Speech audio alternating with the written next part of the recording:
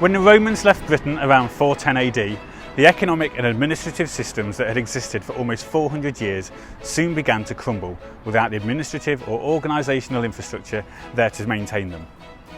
Almost overnight, systems for trade, communication, transportation, finance and governance disappeared as those left behind tried to fill the power vacuum and rebuild their lives and social structures.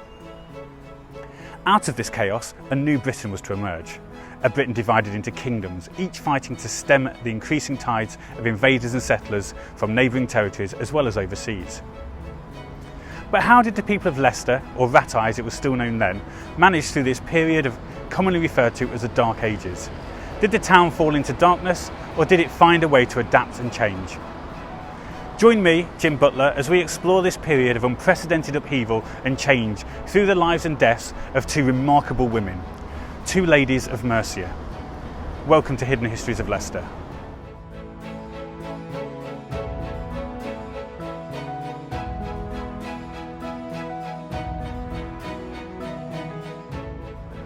When the Romans withdrew from Britain in the early 5th century, not only did the troops and governing authorities withdraw to mainland Europe, trade with the rest of the empire quickly dried up, along with supplies of coins too. Without a monetary economy, people would soon have to find new methods of trading, like bartering and offering services to others in exchange for goods. Also, without a civic authority, the huge public buildings like the Forum that stood behind me, as well as the streets, must have started to decay. Around the same time, Britain was coming under increasing attack and invasion from so-called barbarian groups from northern Europe, with the Angles from North Germany and Denmark working their way towards Leicester from the east coast. By 500 AD, the town is most probably under control of a group known the Middle Angle. However, our first clue to life in this new Anglo-Saxon Leicester was actually discovered over 150 years ago, about 4 miles south of the city. So let's head there.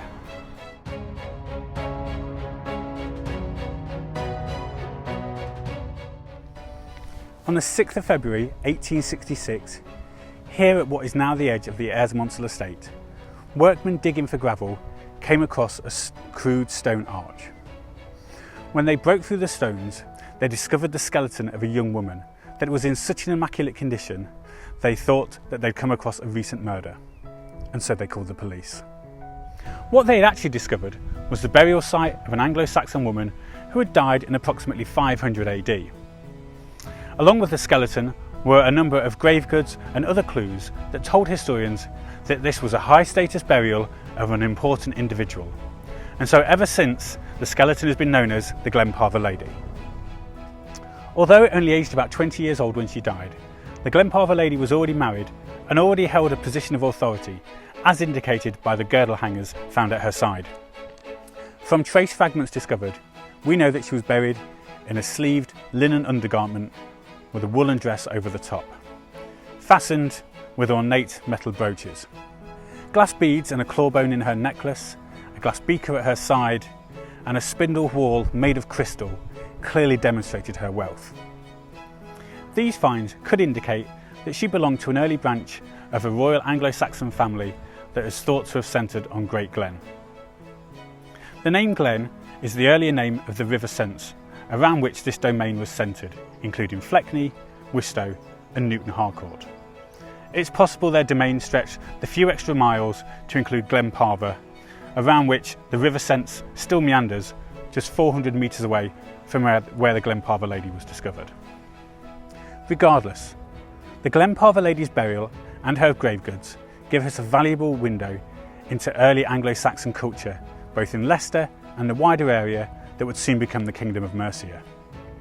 But for us to understand the significance of these finds, we need to explore them in the wider context of society at the time. So let's head back to Leicester.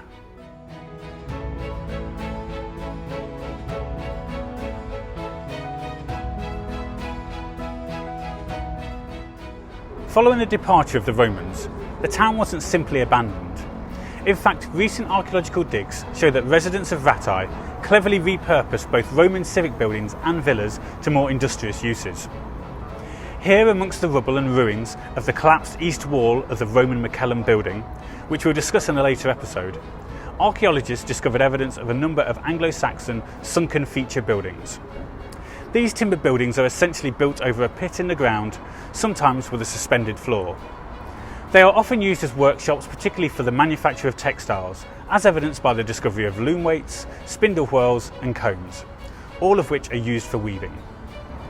But the Anglo-Saxons were predominantly farmers and, with limited space for growing crops and keeping livestock inside the town, settlements soon started appearing outside the walls. So let's have a look.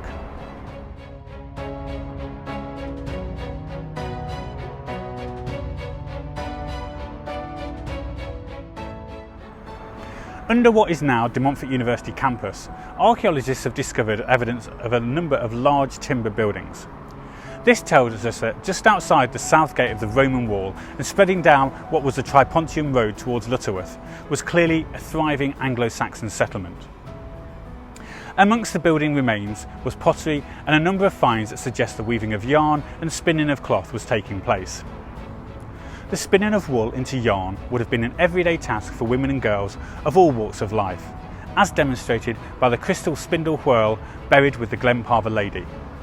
In addition, almost every house would have had their own loom on which to weave this yarn into cloth for things like clothes and blankets. But by the early 1600s AD, cloth wasn't the only thing weaving its way into everyday Anglo-Saxon life. Something much more spiritual was taking hold. Follow me.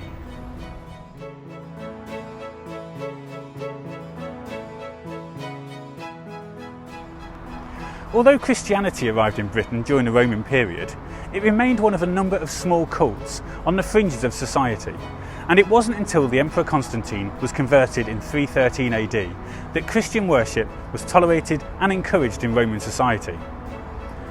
But the religion didn't win the hearts and minds of everyday people, and so when the Romans left, the old Celtic religions re-emerged, and these were only reinforced by the arrival of the Angles, Saxons and Jutes, who all worshipped their own pagan gods. It wasn't until the Pope sent Augustine to convert King Ethelbert of Kent in 597 AD that Christianity started to take a hold and gradually work its way across the country. In 697 AD, the bishopric of Leicester was created, and Cuthwine was made the first bishop of Leicester, with responsibility for the whole territory of the Middle Angles. St Nicholas's church behind me is the city's oldest surviving church, dating back to the Anglo-Saxon period, and you can still see Roman bricks and Saxon stonework in its structure. However, it is thought this church we see today was actually built on the site of an older church that acted as Leicester's first cathedral for the Anglo-Saxon bishops that followed Cuthwine. Furthermore, one of the theories as to why Jewry Wall survived when all the other Roman buildings in the town disappeared is because it actually formed the western wall of that earlier cathedral building. How cool is that? Let's move on.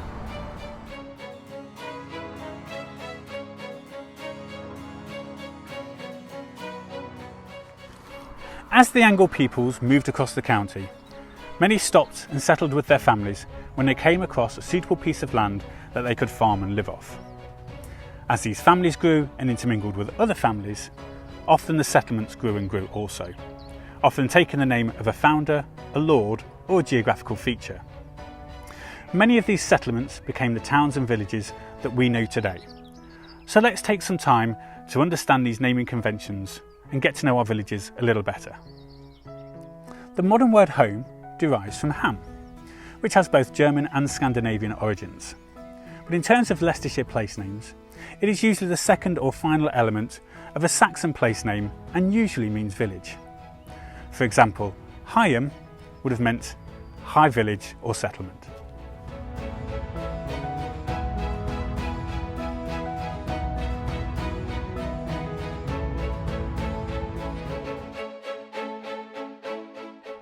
Settlements with ing or inga usually indicates an association to a particular person or peoples.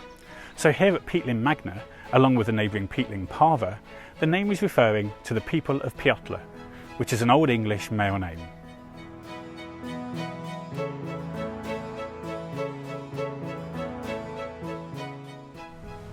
The most common Anglo-Saxon element found in English place names is tun, spelt either T-U-N or T-O-N. It becomes increasingly popular from the middle of the 8th century and is the basis for the English word town. There are numerous examples across the city and county, including Evington, Syston, Knighton and Thornton. But a good example that incorporates a geographical element is here at the west of the city in Earl Shelton. The Earl element was added in the medieval era, but in the Domesday Book the village is recorded as Skelton. Skelf is the Old English word for shelf, and so Shelton is literally the settlement on the shelf. This alludes to the sudden drop in height from here at the old castle area down the A47 which heads towards Leicester.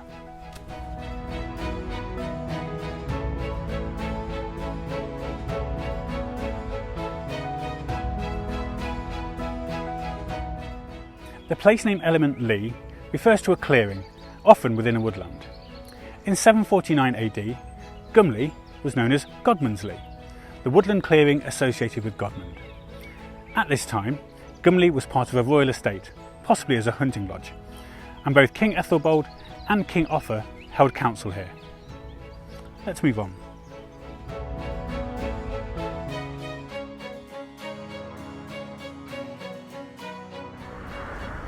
Broadly speaking, the term worth means an enclosure of some sort, be that a single building, a farmstead or a whole settlement.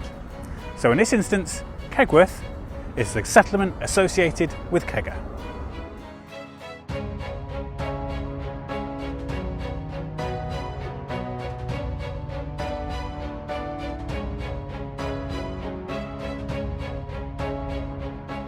Although there are still a number of less frequently used Anglo-Saxon place name elements in the county, there is one more that I have to mention. The term Stowe refers to a holy place, and there is perhaps no more holier place in the county than here at the deserted village of Wistow in South Leicestershire. Wistow is the holy place of Wigstan or Wiston. Legend says that Wigstan was an Anglo-Saxon prince, perhaps from the royal estate at Great Glen nearby. In AD 849, Wigstan was murdered by his cousin Bertwulf, who wanted the throne for himself. Wigstan was declared a saint and a martyr, and pilgrims started to flock to the place of his murder. St Wiston's church behind me is reputedly built on the site of that assassination. Incredible. Let's move on.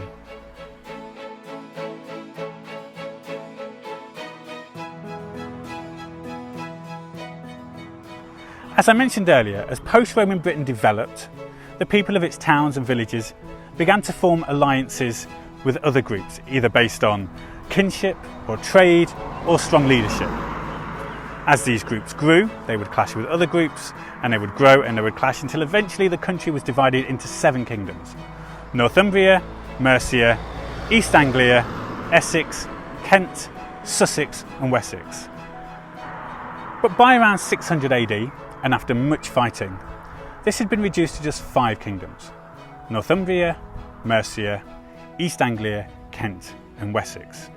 And from this time onwards, Mercia is the dominant Anglo-Saxon kingdom, stretching from Chester across to the Humber in the north and from Newport in the south all the way across to London. The capital settlement of Mercia during this period was Tamworth, just over the southwest border of today's county. Although Leicester's relative proximity to the kingdom's capital would have benefited the town at this time, it also would have made it a valuable target for anybody wanting to disrupt the authority of the kingdom. From the last decade of the 8th century, that authority is increasingly challenged as raids and incursions by Norse and Scandinavian warriors reach further and further inland.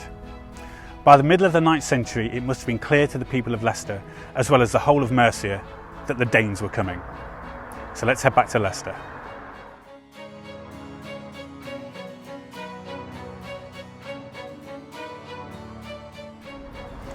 The Humber and the waterways of the Wash gave the Danes immediate access into East Mercia, and in 874 they had successfully driven out Burgred, the last king of all Mercia. Leicester soon became the base of one of the Danish armies and would remain so for the next 44 years.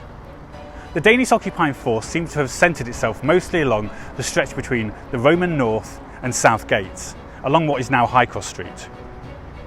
We know they moved east into the area now occupied by High Street, as well as the neighbouring area where the High Cross Shopping Centre now stands. due to the Norse-style brooches and carved bone objects found in the vicinity.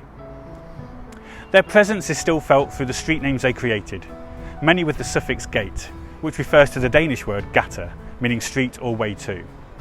For more information on gatas, please see my earlier episode called Walking the Walls. But for a better understanding of the extent of Danish occupation, we need to look further afield. So let's go.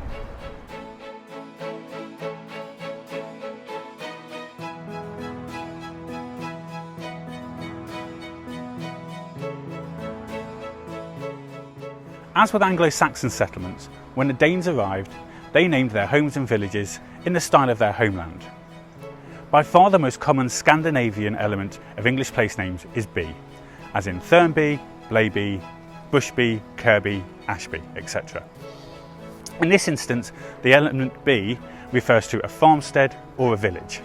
So in the case of Cosby, we are talking about the farmstead or village associated with a person with the name of Cossa or Coffsey.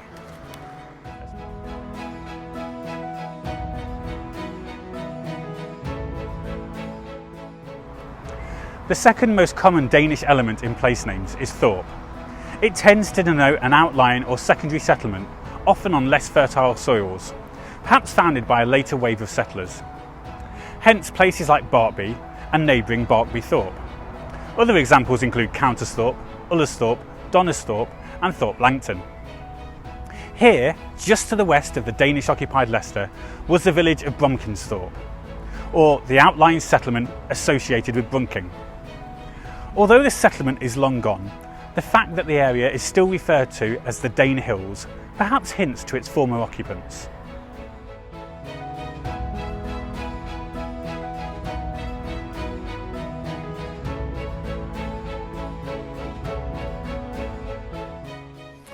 What remains challenging with Scandinavian place names is that oftentimes Danes would impose their own names and own terms onto already established Saxon settlements. For example, Odeby is a Scandinavian place name, so Audisby becomes Odeby over time. However, this must have replaced an earlier Anglo-Saxon name, as an Anglo-Saxon cemetery was found here at Brox Hill, just outside the village. Still, there's a pretty major place name we still haven't yet discussed. For that, we need to head back to the city. So let's go.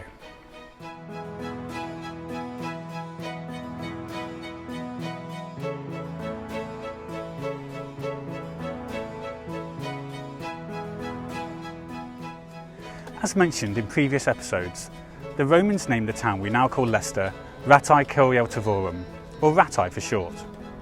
It could be that this shortened version remained the town's name for a number of centuries after the Romans left, but things definitely changed in the 8th century. The earliest form of the name Leicester appears in 787 when a royal charter names a bishop of the town, the Bishop of Legarensis. In 803, the town's name is recorded by Bishop Werinbert as Legarensis Civitatis, and in 925 as Ligera Cester. This is important as it is the first time that Cester, the word that the Anglo-Saxons used for a place they recognised as a Roman fortification, is used in the town's name. In the year 1000 AD, the town is known as Legracestre, and by the Norman conquest, it is called Ledicestre in the Domesday Book. More variations appear over the next 100 years or so, including Leicester, Leicester, but it's not until 1610, under the reign of King James I, that the name stabilises to the form and spelling of Leicester as we know it today. Anyway, let's get back to the Danes.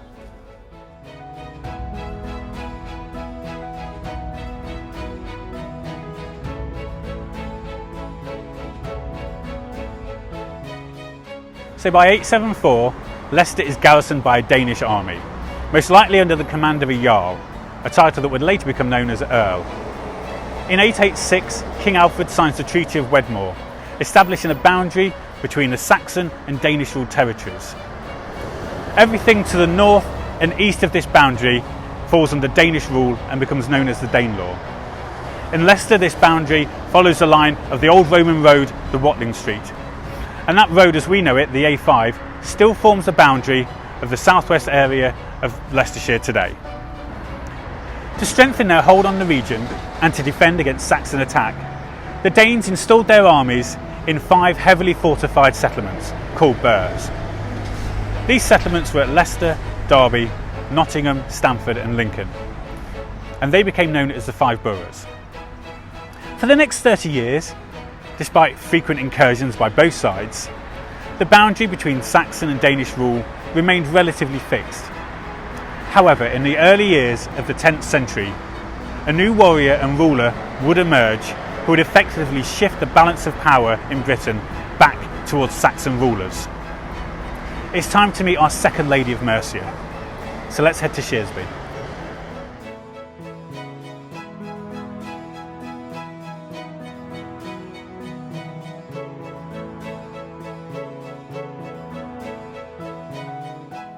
In the courtyard of the Guildhall in Leicester, there was a small, often overlooked statue of one of the greatest Saxon rulers of the age. The oldest child of King Alfred the Great of Wessex, the Lady Ethel was born around 870 AD, at the height of her father's war with the invading Vikings. Alfred was a great believer in education, and so Ethelfled was educated the same as her brothers. But Alfred's ultimate aspiration for his daughter was that he could marry her off to a powerful lord to create a strong alliance against the Danes. So at 16, Ethelfled was married to Ethelred, King of Mercia. Unlike in Wessex, Mercia had no problem with women in positions of authority, as we saw with the Glen Parva lady. So Ethelfled took an active part in the life of court, where her talents shone.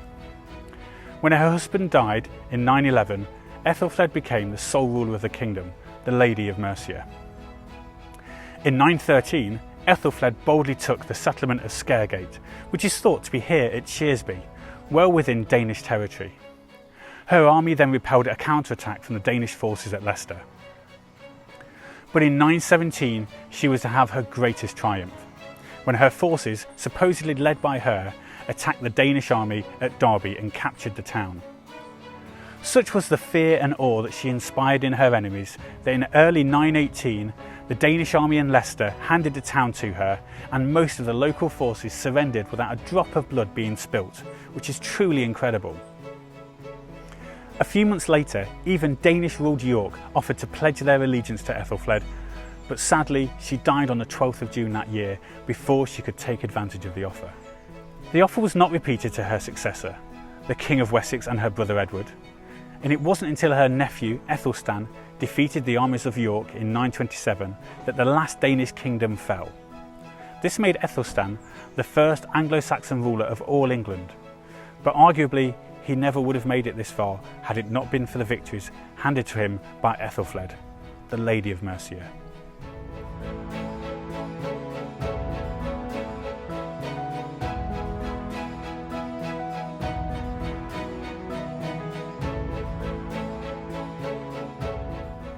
Historians have previously seen the slow and steady decline of Roman civilization as the beginnings of a dark age across the country. But more recently, excavations like the ones across the city over the past 20 years have thrown new light onto this period. As a result, archaeologists and historians now refer to the era between 400 AD and the Norman conquest as the early medieval period, a time of cultural transformation and change that would lay the foundations for the Middle Ages. Through the lives and deaths of our 2 ladies of Mercia, we can build a picture of life through this period.